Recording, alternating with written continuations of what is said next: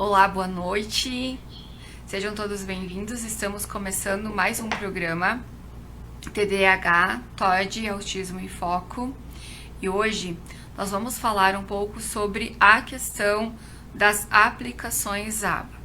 Mas nós não vamos abordar as aplicações, a explicação das aplicações ABA no contexto clínico, mas sim direcionado à família.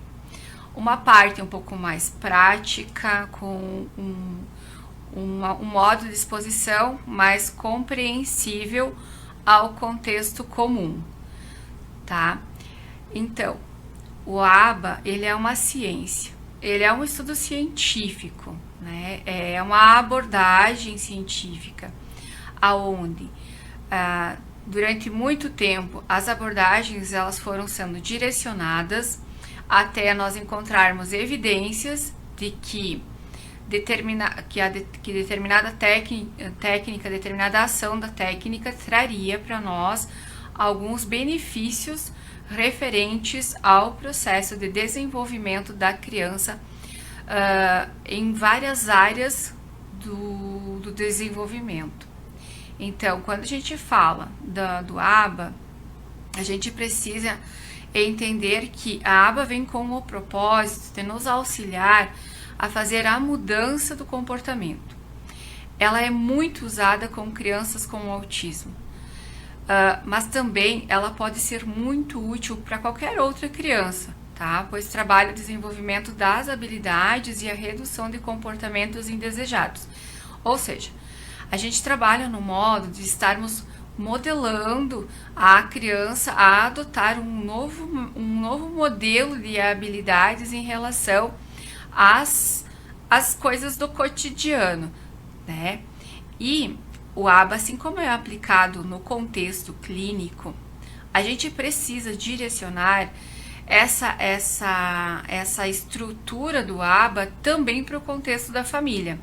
É um ponto extremamente importante, porque a criança fica dentro do contexto clínico durante os processos das terapias, mas ela retorna para sua casa, onde ela precisa dar a sequência em relação àquilo que ela já veio, de certa forma, aprendendo, daquilo que nós já inserimos aqui no cotidiano clínico, para que ela possa dar continuidade no contexto de casa. Então, assim, gente, por que a gente tem muita demanda das aplicações ABA?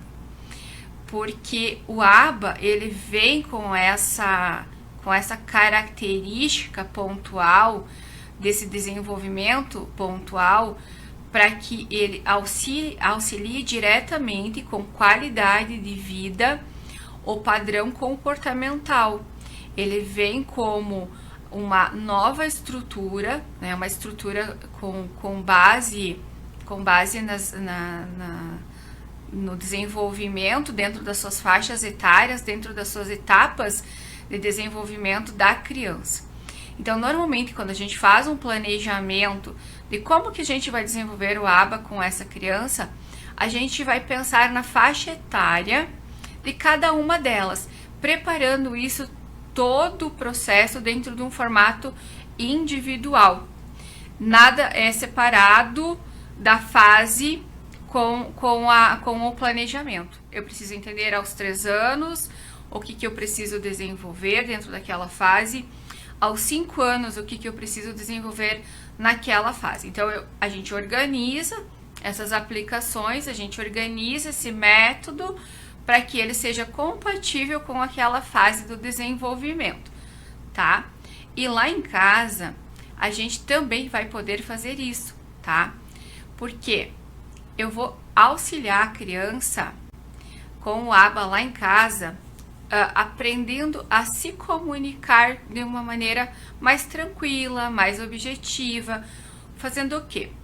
Uso de palavras simples, gestos, figuras.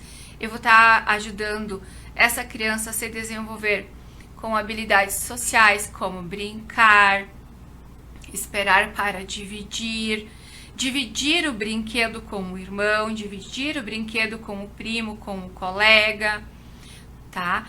Também essa criança vai estar adquirindo a autonomia, como se vestir, como comer, ir ao banheiro, e ela vai estar reduzindo o comportamento difícil, aquelas birras, as crises, a agressividade, as repetições. Então ela vai auxiliar diretamente nisso. Então nós precisamos preparar todo o contexto juntamente com os pais, para que os pais adotem essas técnicas e desenvolvam elas posterior no contexto da família. A gente tem que pensar assim, os princípios éticos e básicos que o ABA nos traz, tá? Vamos pensar no comportamento. Todo comportamento tem uma função, não é mesmo? Então, toda a ação da criança tem um motivo, tem uma função.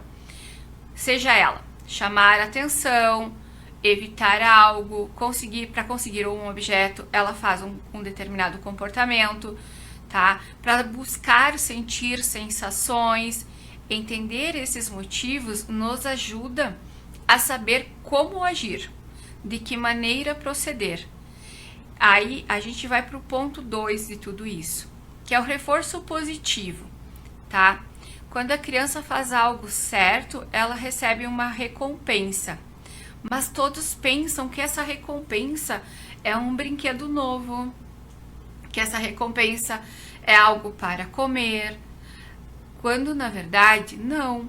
Essa recompensa, ela pode ser um elogio, um momento do brincar de uma forma diferente.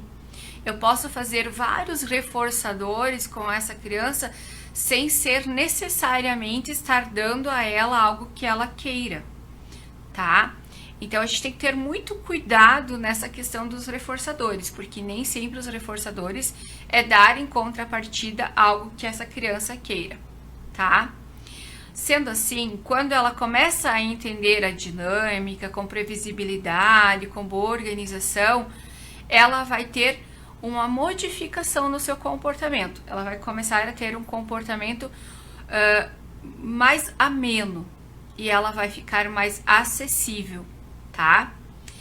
Dentro desse contexto, gente, o ABA, ele sempre vai ter com ele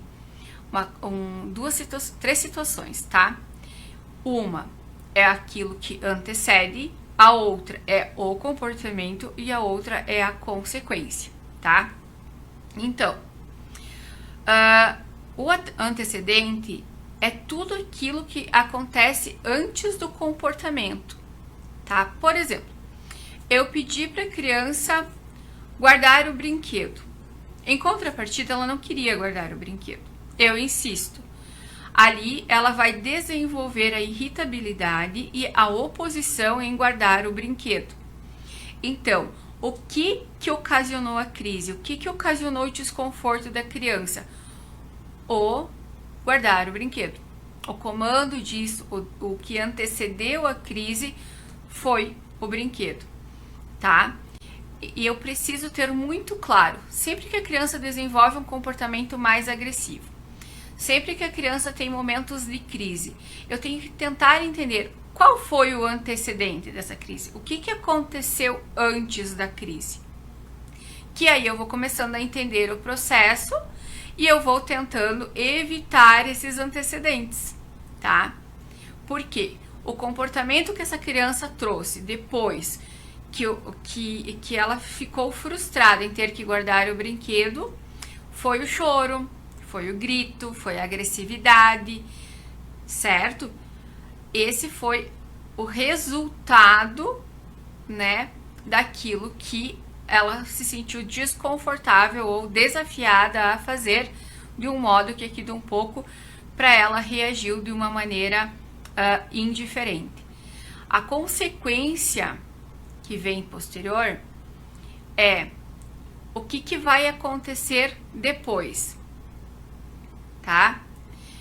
O que eu deixei ela fazer depois? Eu deixei ela brincar mais? Eu deixei ela livre para não guardar os brinquedos? Entende? Então, a partir do momento que eu começo a interpretar o comportamento deles e reconhecer aquilo que antecede, que desenvolve o comportamento, eu vou entendendo a dinâmica de como agir com essa criança, partindo-se para um ajuste do ambiente. Então eu vou estar ali naquele momento analisando um ciclo para fazer a ajuda dessa criança e vou estar ajustando o ambiente para ensinar ela a ter um melhor comportamento, uma melhor aceitação, sem ter desenvolvimento de novas crises de choro ou de birra, qualquer coisa nesse sentido, tá? Como que os pais podem fazer essa aplicação em casa? Observar a criança, tá? Anotar o que ela fez, quando e por quê, tá? Isso pode estar ajudando a identificar o que precisa ser trabalhado. Escolher o que ensinar, tá? A gente começa sempre por pequenas metas, como pedir algo, olhar nos olhos, escovar os dentes, mas tudo muito aos poucos. Tudo com previsibilidade, tudo com organização. Isso é extremamente importante.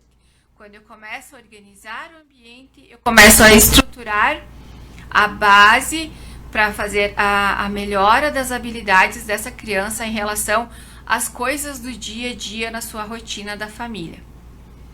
Ensinar sempre com clareza, usando sempre as palavras de modo simples. Mostrar como fazer, repetir se necessário, ajudar no começo, dar os exemplos, mostrar, olha, eu faço assim, agora é a sua vez de fazer assim. Que aí a gente diminui a ansiedade dela, transmite a segurança necessária que ela precisa e ela nos devolve em forma de um resultado que é a execução daquela tarefa, tá? A gente também vai ter que fazer, lá dentro do contexto de casa, o reforço dos bons comportamentos. Isso é extremamente importante. Gente, a criança, ela precisa muito do elogio. Ela precisa muito se sentir segura e referente àquilo que ela está desenvolvendo, que está sendo eficaz, que eu estou sendo assertiva naquilo que eu estou brincando, com aquilo que eu estou fazendo ali dentro do contexto da minha casa. Então, elogiar muito, abraçar muito, brincar muito, oferecer brinquedos diferentes, jogos que estimulem o desenvolvimento dela, concentração, atenção, tudo isso é necessário. Tudo isso vem como um apoio para a mudança e a internalização de bons comportamentos. Sempre tudo isso é muito necessário. Nós nos deparamos com uma sociedade que corre muito, que não tem tempo para nada e que as crianças muitas vezes passam muito tempo distantes do contexto da família e na correria do dia a dia, no cansaço, a gente quase não consegue ter o tempo de devolver a eles aquilo que eles precisam, que às vezes é o pouco e o pouco que é o muito, que é o abraço e a gentileza, é o pegar no colo, né? Isso vai amenizando muitas coisas. A gente vem se deparando com um contexto infantil com extrema carência. No autismo também. Muitas pessoas trazem, né, que o autista não é afetivo, que ele não demonstra sentimentos. Não é uma verdade absoluta. Ele tem os seus momentos em que talvez ele esteja um pouquinho mais restrito no mundo dele. Mas ele é carinhoso, ele é afetuoso, ele precisa do reforço positivo. O reforço positivo não é só dar o presente ou um brinquedo novo, é o abraço, é o aconchego, e tudo isso deve ser levado muito em consideração. É um olhar que precisa ser criado em torno disso, para a gente diminuir o processo da carência e fazer com que essas crianças se tornem cada vez com maior autonomia e maior segurança de si. Gente, ser consistente. Todos em casa devem agir com essa criança da mesma forma diante dos comportamentos. Se vocês se organizarem, para vocês falarem a mesma língua com essa criança, com toda certeza que ali vai se tornar um ambiente leve, simples e tranquilo de se conviver. Então, todos precisam fazer as mesmas abordagens, utilizar a mesma rotina para fazer essas comunicações. No momento em que eu preciso tirar o foco dela de algo que ela quer, mas e que eu não sei por onde começar, eu preciso entender que o não ele é reagente.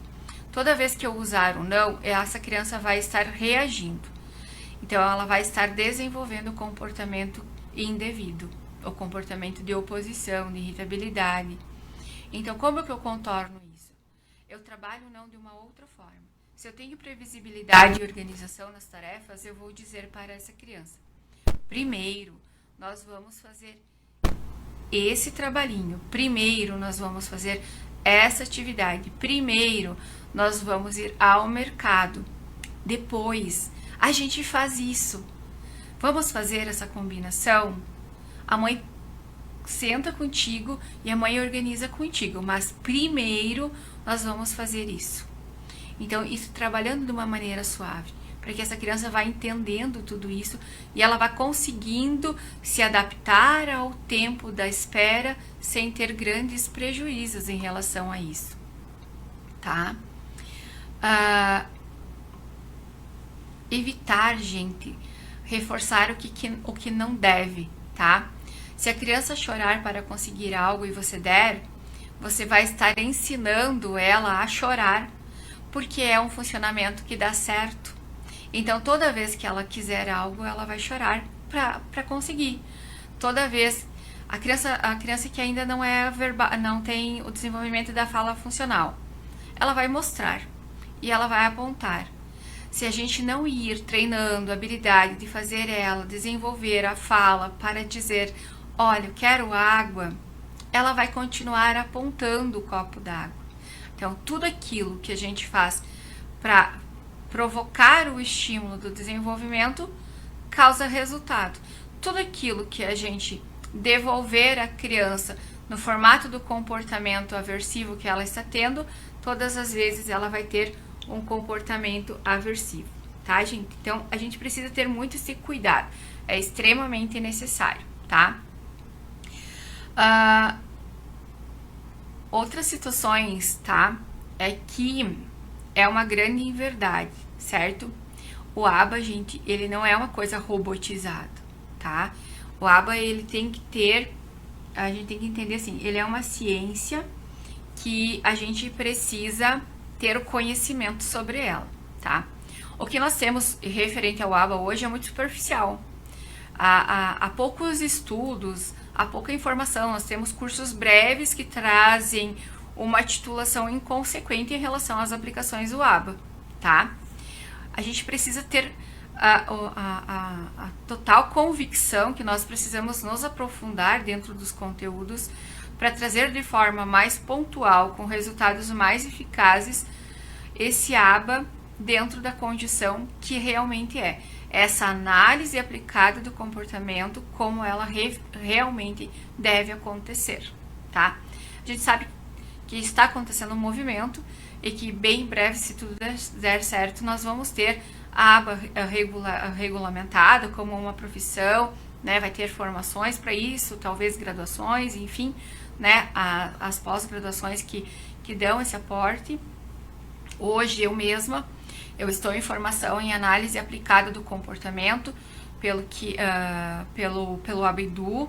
É uma instituição que está interligada com uma instituição norte-americana, onde é responsável pela titulação internacional dos analistas do comportamento, né? E como eu sou psicóloga, isso embasa um pouco mais esse processo e auxilia muito e diretamente, né? Então, sabemos que diante dos estudos que nós estamos aprofundando, das pesquisas que a gente já vem há bastante tempo ampliando os estudos, a rotina de busca por informações novas, por acréscimos de novas técnicas que também já estão surgindo no mercado, bem em breve já vão estar à disposição. tudo isso parte do princípio de eu ter o conhecimento diante da esfera, né? Então, a análise aplicada, ela não é robotizada, tá? Ela não deve, pelo menos, ser robotizada. Ela não deve provocar na criança choro. Jamais, isso não pode acontecer. Ela não deve provocar na criança crise. Se isso está acontecendo, ela está sendo aplicada de uma maneira errada, tá? A análise aplicada, ela precisa trazer transformação. Ela vem para ajudar nas habilidades importantes, respeitando o ritmo de cada criança, tá? Sempre com amor, com paciência, com consistência. A análise aplicada, ela mostra que o aprendizado, ele pode ser divertido e eficaz. Então, eu trabalho muito dentro da questão do aba naturalista, aonde essa criança, ela tem a organização do contexto na forma estruturada, mas a gente desenvolve as técnicas com ela, desde do desfraude, a alimentação, desenvolvimento da fala, baseado nos reforçadores que ela mais demonstra ter. Então, a gente vai trabalhando em cima disso para que ela vá se desenvolvendo de uma forma rápida, tranquila e dinâmica. E nós temos muitos bons resultados, tá? Então, para os pais aplicarem isso no dia a dia, a aba é baseada sempre nesse reforço, tá? Do reforço positivo, partindo-se da análise do comportamento, para que aumente a habilidade desejada da criança, tá? E venha a reduzir esse comportamento indesejado da criança. Isso é extremamente importante e essa é a maneira assertiva de se fazer. O reforço positivo, ele vai ser recompensar o comportamento para que ele se repita. Uau, você foi muito bem. Você merece uma estrelinha. Sendo assim, a estrelinha vai trazer para nós um resultado positivo, tá? O antecedente, o comportamento, é a consequência. É observar antes, durante e depois, tá? Criar sempre uma rotina estruturada. Tá travada a tela. Escolha o comportamento alvo, tá? Foque em 1 ou 2 objetivos, tá? E cumprir um de cada vez. Isso é bem importante, tá? Como pedir água, como escovar os dentes, como guardar o material na mochila para a aula de amanhã. Então, tudo isso a gente pode fazer de uma maneira bem organizada. Então, a gente só precisa escolher quais são os comportamentos alvos do dia. E a gente vai conduzindo isso para que eles vão, de certa forma, se apropriando aos poucos. Gente, eles não vão sair fazendo tudo de uma vez. São pequenos passos. Se eles conseguiram ir ao banheiro, colocar a pasta de dente na escova e escovar o seu dente, fazer o movimento da escovação, a gente já conseguiu muita coisa. Se a criança não é verbal e a gente vai treinando a habilidade da fala com ela, e ela fala papai, ela já ganhou muita coisa, porque ela conseguiu a sua primeira palavrinha. E assim, gradualmente, todas as demais vão sendo, de certa forma, ampliadas. Elas vão se fazendo de maneira presente. Isso é bem bom, é bem bacana, porque são esses os resultados. Nós temos um pacientinho, que ele é um doce de criança. Ele tem quase 3 aninhos, tá? Ele não falava. E até ele veio para o contexto clínico para iniciar os seus atendimentos. E ele a família já veio, sabe sem esperança de que ele fosse conseguir desenvolver a fala, chamar o papai, chamar a mamãe e tudo mais. Em 6 meses, a gente conseguiu muito com ele. E hoje ele não só fala papai, mamãe, em casa, vovó, como ele já faz frases pequenas, com 2 ou 3 palavrinhas. E isso é extremamente positivo, extremamente positivo. Através do que nós conseguimos isso? Através do processo da análise aplicada, o ABA, de forma correta, com o planejamento dentro dos reforçadores que ele mais demonstrava interesse, tá? Então, sempre usar, gente, os reforçadores positivos. Sempre. Sempre lembrando que não é um reforçador positivo presente, tá? Mas pode ser um reforçador positivo através de um elogio ou pequenas coisas como um carimbinho no caderno ou uma estrelinha na geladeira, enfim, são pequenas coisas que vão criando uma grande construção, tá? Também a gente precisa observar os registros desses comportamentos.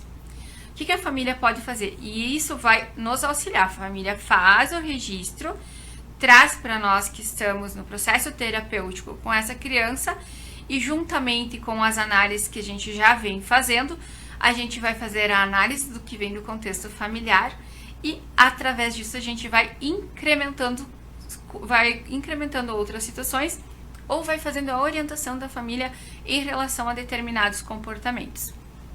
Então, lá nessa folha de registros, até quem é paciente da clínica, a gente tem essas folhas de registros na clínica que são direcionadas aos pais, tá?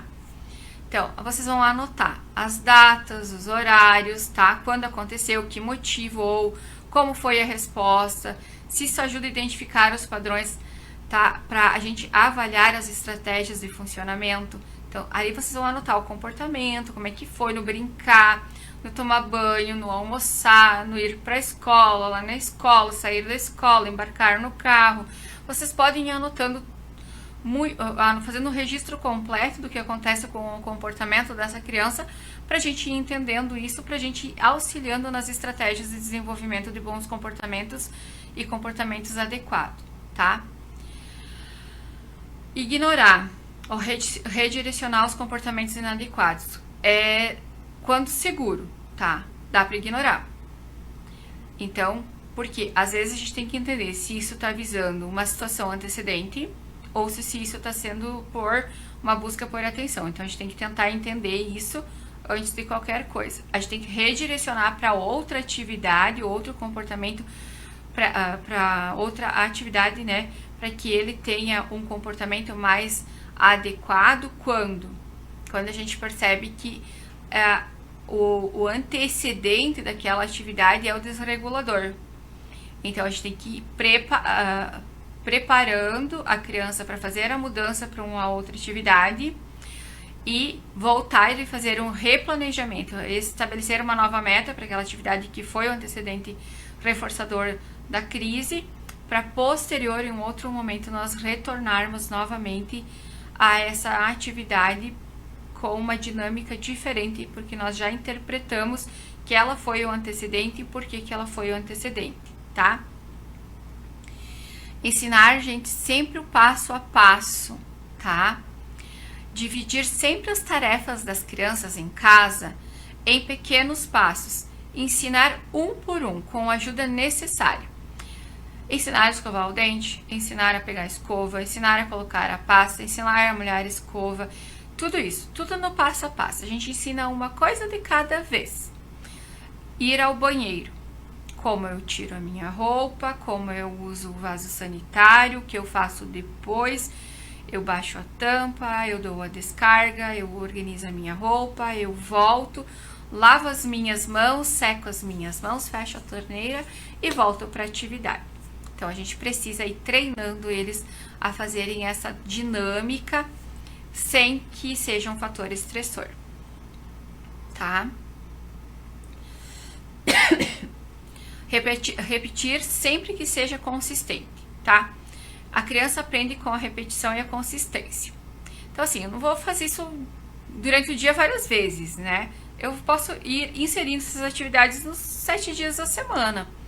Então, eu trabalho hoje um pouco, amanhã eu relembro de novo, no outro dia eu vou relembrar de novo, vou fazendo a dinâmica da repetição de uma maneira que ela vá se familiarizando com isso e isso se torne normal para ela, tá? Aquela questão do estruturado até não cumprir, tentativa, a gente não passa para outra, às vezes não traz bons resultados, porque a criança acaba desenvolvendo um fator estressor. Em alguns casos, isso se torna extremamente desconfortável, onde desorganiza ela emocionalmente, então ela vai ter resistência a isso. Então eu tomo um pouco de cuidado, nós somos muito delicados em relação a isso, para que ela vá fazendo as aceitações, as tentativas aos poucos. Durante a semana a gente trabalha várias vezes, a gente não tira o foco das tentativas, mas a gente não faz isso sempre concentrado. Sempre em cada atendimento a gente retorna ao programa e tenta de novo. Retorna ao programa e tenta de novo. Sempre intercalando com outras atividades do dia do atendimento. E isso também é uma coisa que tem que ser feito em casa. Sempre fazendo de maneira que a gente esteja comandando sem causar o desconforto, tá? E entendendo qual é o limite dessa criança em relação a essas tentativas, tá? A família, gente, deve estar toda ela envolvida no processo da questão dos atendimentos dessa criança, tá? E da vivência dela dentro do contexto da família, da integração entre a família e a escola. Essa integração, gente, é extremamente importante no contexto da família, tá? Porque isso evita confusão, isso evita falta de coerência naquilo que está sendo proposto na rotina da criança em casa, tá?